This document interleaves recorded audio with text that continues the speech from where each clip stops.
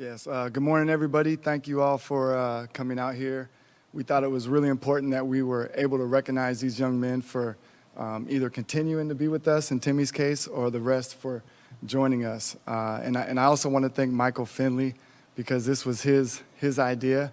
One of the things we want to be known for is recognizing our players, and we thought it was really important. Obviously, the timing of this is a little unconventional with the compressed summer. Due to the way that the season ended in Summer League. But, again, we thought it was super important. And just kind of going down the line, Sterling, just, again, thank you for joining us. I love the way you've been here all week working out. I love the way you've attacked your workouts. It's exciting. Can't wait to watch you do it real. And then Moses, you guys won't believe this. I mean, I literally watched him improve overnight. The way he's been working out has been amazing. Reggie, I've really never had anybody talk about somebody the way they have, your teammates and your ex-coaches. So I can't wait for you to bring that to the Mavs. And then Timmy, your undenying commitment to remaining a Mav, I really appreciate it. And when I watched you work out in Las Vegas, I was just glad I didn't screw it up. With that, I'll pass it to Jason. Thanks, Nico. This is an exciting day for these four young men. We don't want to forget Boban, being able to bring him back. But when you talk about continuity, right, with Tim and Boban being here, that gives us an advantage. The versatility that you see sitting here with these four young men is something that, as a coach, dreams about. So I'm very lucky to have these four young men. When you talk about work, they all want to work to get better, and it's all about team. And so I'm excited to have this opportunity. This isn't about me or Nico. This is about these four young men up here. So I know you guys got questions, but I know they have statements first. Yeah, I just want to thank. Hello. I just want to thank Mark, Nico, J Kid, Finn, everybody in the front office organization for allowing me to come back and be a part of something special. I really felt like I made a niche, found a home. And I'm just very proud, very happy of getting it done and coming back to the Dallas Mavericks. First, I want to thank the Mavericks organization for bringing me on board, being a part of something very special. Me and my family is definitely excited to be down here and definitely ready to get to work. But I definitely want to thank all the front office people ready to work hard with the team that's already put together. So I'm excited to be here. Yeah, just to echo what he said, I want to thank the city of Dallas as well as the front office for just bringing me in and making me feel as comfortable as I am so far. Just want to thank the coaches for allowing me to be able to get in the gym and continue to work on my craft during the summer and come into the season as best as I possibly can and, help contribute to winning a title. Yeah, the same here. I want to, thank Mike, Nico, J Kid, Mark for giving me this opportunity. It's good to be back in Dallas. I know how the fans get behind their team, so there's one thing on my mind, and that's bringing a championship here, and I'm gonna do everything I can, to bring another one back to the city. Thank you, guys. Renee and Alan have a mic, so if you have a question, you can raise your hand. We'll pass the mics over. We just ask that you stand and identify yourself, especially for the guys that are new to the organization. Appreciate it. Yes, Dwayne Price, Mavs.com. Moses, the question for you. Everybody remember the game, the 21 point, 23 rebound game you had against Boston. First of all, do you have some more of those in your arsenal? And what is it that you can give to the Mavericks, and what do you remember about playing for the Texas Legends? Just to answer your first question, yes, I have a lot of those in me. And to go back to the Texas Legend organization, I didn't mention that earlier, but I was out here for a little while playing for them, and it was a great experience. And it definitely did help me get integrated into the city of Dallas and help me get a feel for what I was coming into. So huge shout out to the Texas Legends for helping me start my development. Skylar Dixon with the Associated Press. Tim, it's been pretty clear that there was a little question you were coming back. You've talked about it being home. What beyond that made it kind of a slam dunk to come back? How close do you think this team is to getting where you want to go? I think everything starts with a foundation, and with the guys that's been here for the last couple of years now, I really feel like we have that core a group of guys that can get the job done. And I didn't want to be left out. And so just talking with my agent and making sure that we got a deal done here, that I could stay here and continue my work and continue to give the city of Dallas all my passion and all my playing ability and skills. It was a no-brainer for me to come back here. Hey, Sterling, Mark Followell, Mavs TV broadcast. Welcome back to Dallas, I guess I should say. And I had a couple of questions, if that's okay, Scott. First one being along the lines of coming back to Dallas. How much did a great career at SMU and the success you have there, how much did that influence and help you feel more comfortable with the idea of signing with the Mavs? It contributed a lot. You know, I know the city well. You know, I got a lot of family around, so it was really a no-brainer when, you know, I had the opportunity presented. And then secondly, last year you got an opportunity in Houston. Your minutes were up, your opportunities within the flow of the offense were up, and I was just curious how you felt like that season with the Rockets helped progress your career moving forward. It was good. You know, it was good just to show what I can do more consistently. I mean, I'm always improving my game, getting better. You know, I feel like I got better, you know, from last year to now. So that's always the focus. But last year was a great opportunity for me.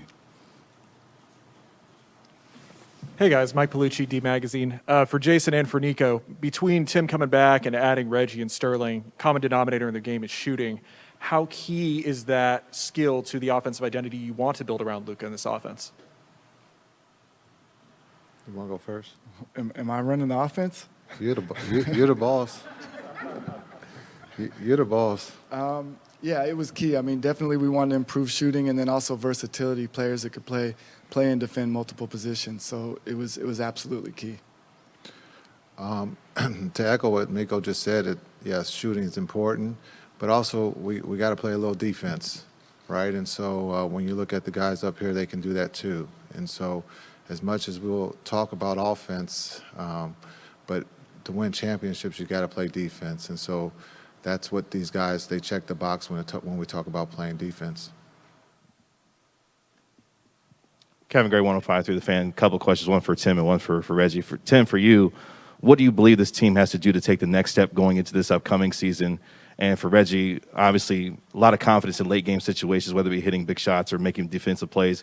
What are you looking to bring for the Mavericks in that aspect going into this upcoming season?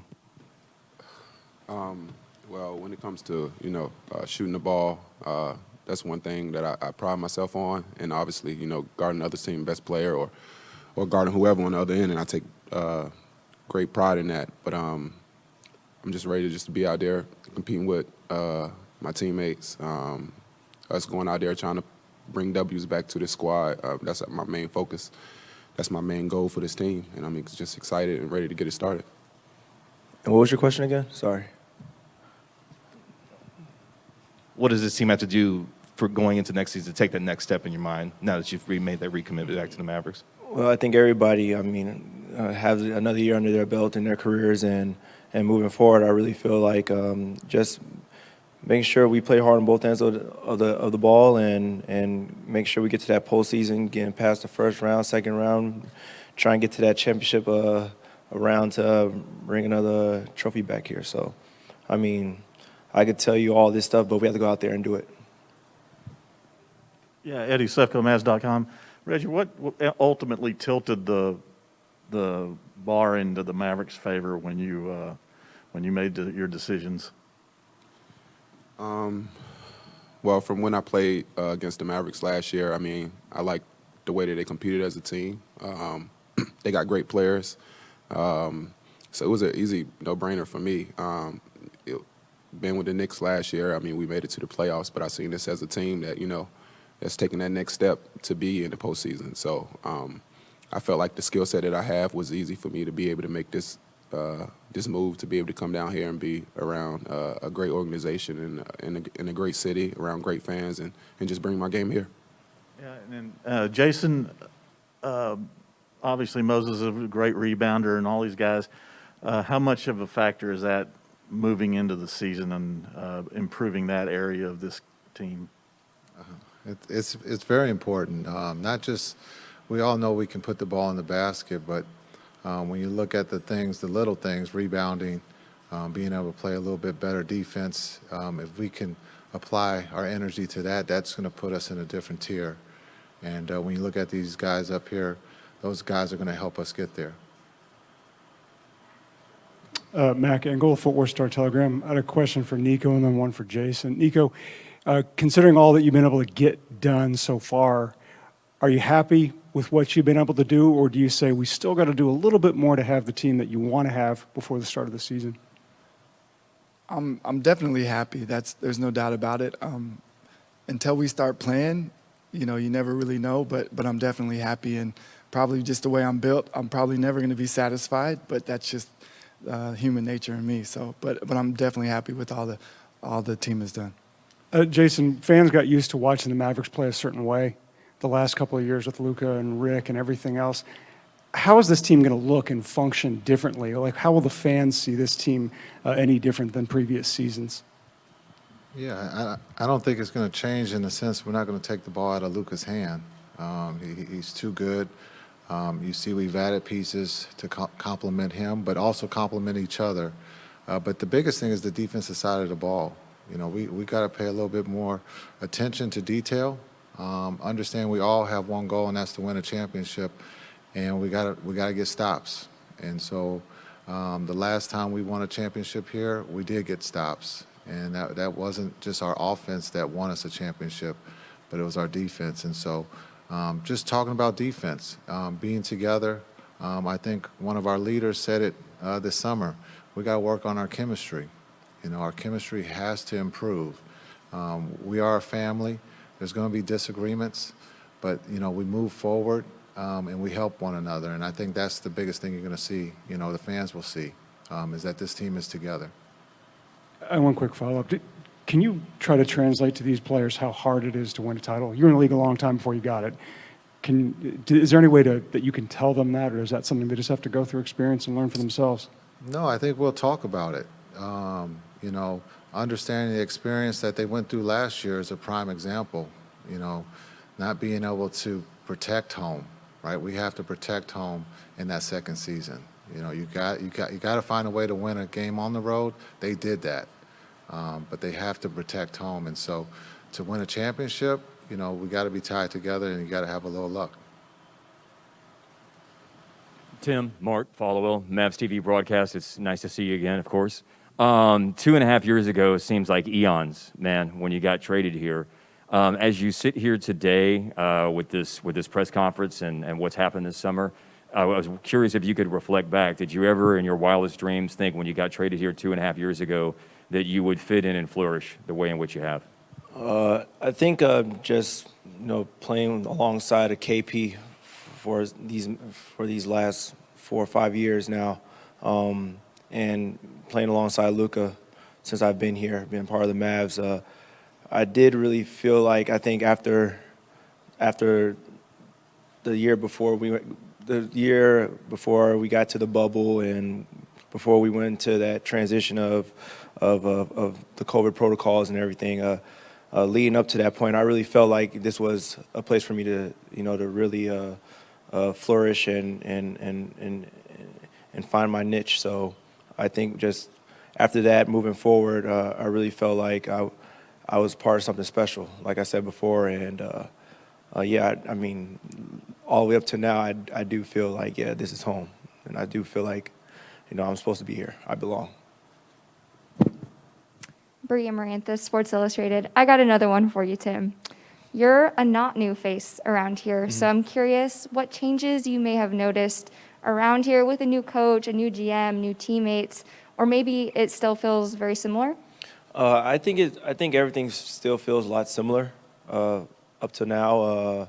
Obviously, we added pieces, but we still have our core that's been here for a couple of years now. So I think the only difference is the front office, and we added some old faces that have been a part of the organization years ago. So, but they're very, very key, and they're the ones that brought a championship to this city. And that's very important when you have people to look up to, and they're literally a couple of steps away from the locker room to go and talk to. So I think that's going to be a key point, key factor moving forward. And they know what it takes. So all we got to do is learn from them and implement it into our game. Nick Angstead, Locked On Network. This question is for Tim. You mentioned you've played with Kristaps Porzingis for a long time now. This past playoff series, this past year, was not at the level of play that he wanted to be. What do you think is the key for him going into this season? I knew this question was coming up. Like I said, I mean, being his teammate probably the longest, more than anybody on the roster, I know KP. I know he's back in Latvia, busting his tail right now to get back to where he was before the injury when we were with the Knicks. So I know how much he loves the game. I know how much he works, and he's going to do whatever he can to get back to that level of mentality that he had. Injuries do play a part, of the game, and we have to look at that as well. With him not really having his rhythm or him not probably being that confident out there because of all the surgeries and everything that he had to go through. But I know what type of player he is. I know what he's capable of, probably more than anybody in here. And once you get that type of KP back, I think we could beat anybody. Hey, Chuck Cooperstein, Mavs Radio. T, good to see you. I'm wondering just how much of the Olympics y'all watched. Tim, anything Luka did differently or anything that surprised you about what Nothing surprises me anymore. Nothing surprises me anymore. You can ask them, but I mean, I've been seeing this front row on the court with him. In practice, you name it. I'm not surprised anymore at this point. It's still remarkable, but he's a special talent that only comes around once in a lifetime. So, you got to cherish this moment and embrace it. And for Reggie and for Sterling, you've had opportunities, I know, to match up against Luka on the other side. So now what's it like to know that you don't have to guard him anymore and that you're getting passes from him instead? I would say, respect to him. He's a great player. Everything he do on the court, from shooting the ball to his go-to moves to the way he get other people involved. He's a great player. I'm glad to say that he's a teammate of mine now, that I don't have to guard him for a full game. But we had some great battles when we played against each other when I came down here. But he's a competitive player, and it's kind of crazy to actually see that from a guy that's from overseas. But he's definitely competitive, and he loved the game, and he got a lot of respect for it. So I'm glad to call him a teammate now. Yeah, similar to what Reggie said, he, is good all around, and, it was definitely some battles out there, but, I look forward to going to battle with him now, and he definitely, complimented my game. He going to be able to find me, and, it's going to be fun. It's going to be exciting. Chris Henderson, chendo.com. So, Tim, one thing that stood out last year was your professionalism. Whether you were starting, you had to come off the bench, you just sacrificed. Can you talk about how important that's going to be for this unit? Because with the new guys, it could be a night where it's not your night, but your mantra was be ready, stay ready. So can you talk about that? Yeah, I think last year, just like you said, being that professional, doing whatever the team needed me to do at that point in time, and just staying ready, getting to the gym first, staying after, getting shots up with Luka, getting shots up with KP, just staying in the mix of everything and staying engaged all the time was very, very key, very important. And be that guy that's on the bench that's the first one up with the towel waving. And because, if you're doing that, then that means you're engaged. That means you're into the game. That means you're focused. And when your number is called, there's not a oh shit moment. It's like you're ready to go in there and ready to hoop. So I just tried to make sure I kept that mentality throughout the whole entire season, and it worked out towards the end. Prabhat Silmseti, Back Sports Cage. Coach Kidd, I just wanted to ask, what has this offseason been like for you to work with some of the new faces around the franchise, and what are you looking to apply in your first season as a head coach with the Mavericks? It's been incredible. I've been around the world in a short amount of time, being able to talk to the players, Spent a lot of time with my boss, Nico, and Finn. And so it's just, Mavs has always been home. And someone asked the question, has anything changed? Nothing's changed. This is the best organization in the league. They take care of their players, present and past.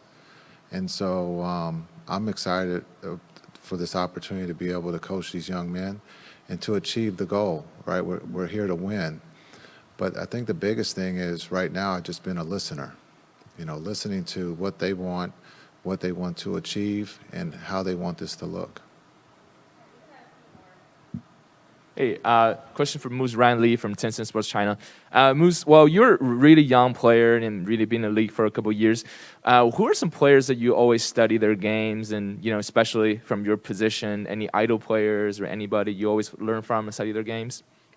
Well, growing up, I used to watch a lot of bigs, like a lot of versatile bigs like Dirk Nowitzki and guys that I wouldn't even consider bigs, but are big players like Kevin Durant and Kristaps Porzingis, who we've talked a lot about. But guys like that who are really mobile and versatile, is something that I kind of later down the road just kind of want to translate my game into. With still being the same kind of player I am today.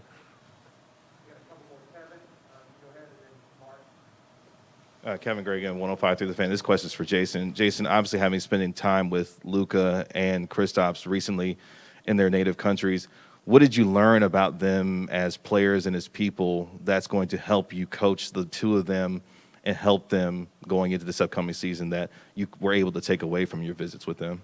Yeah, that's a great question.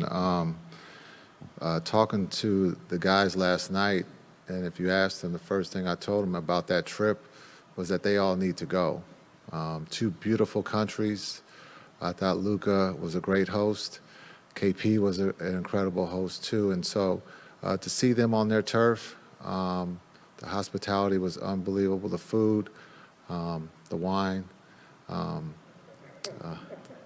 You forget about the time difference after a while, but it was great. And so, but you could see the comfort level that those two had being home, and just the maturity that those two guys have. And so I was excited that we did that trip because it helped me as a coach, being selfish, to be able to talk to those guys. And we continue that conversation, but it was incredible because I think sometimes we don't take that opportunity to go and see someone at their home. Domestically, we do. We'll go to Miami, we'll go to Chicago. But to be able to go over there and see those guys was a win. Hey, Reggie, Mark Followell, Mavs TV broadcast. Welcome to Dallas. Great to talk to you.